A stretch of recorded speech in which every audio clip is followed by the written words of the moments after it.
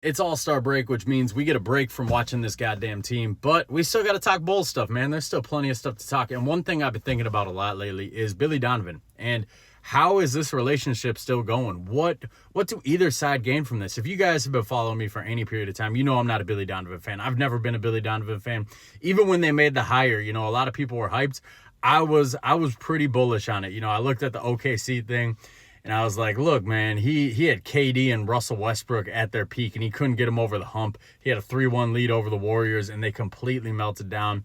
I didn't see it. If you can't win with two of the top 5 players in the NBA with a 3-1 lead, I'm not trusting your ability as a coach.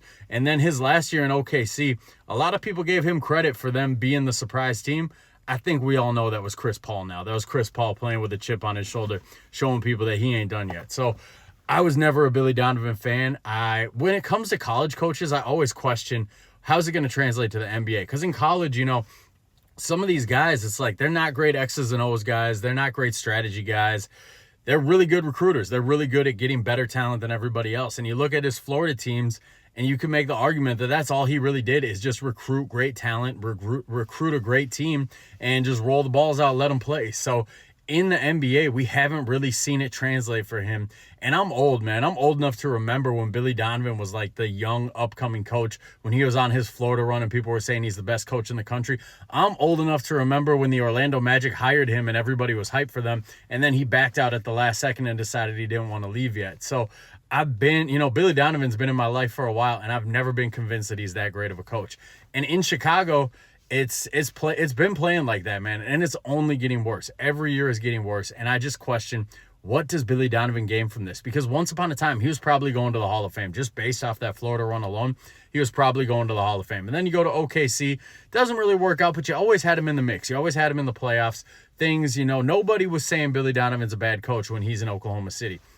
Now you're in Chicago. And the first couple of years, he was getting a pass here. I wasn't giving him a pass, but a lot of people were giving him a pass. They were blaming roster construction as if he doesn't have any say over roster construction, which is always going to drive me nuts when people say that. He absolutely has say, guys. But now this year, people are starting to be like, hold up, why does Billy Donovan still have a job? The more coaches that we see fired, especially, people are like, wait, why does Billy Donovan still have a job?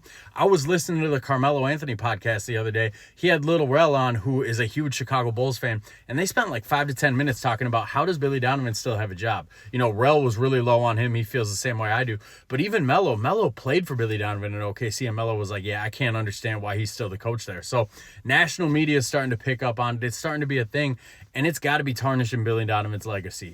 He's going to be remembered as a guy who just wasn't a good pro coach, and there's nothing wrong with that, but the longer you stay in the pros and the longer you try to make this thing work, the worse your legacy looks. I don't know if he would ever get another pro job again, but I got to imagine there's a college out there that would pay him to come through and turn their program around. He's still a name in college basketball. So I just don't understand what he gains from staying here, what he gains from being the Chicago Bulls coach. It doesn't make sense to me. It's a toxic relationship on both sides, and one of them has to bite the bullet and end it. And if I was Billy Donovan, the other day would have been my last game here. I'd have packed my bags and I'd have been like, I'll see you guys later. I'm never coaching this team again. So you guys let me know in the comments, what do you think? Why do you think Billy Donovan is sticking around as the Bulls coach? What does he gain from this?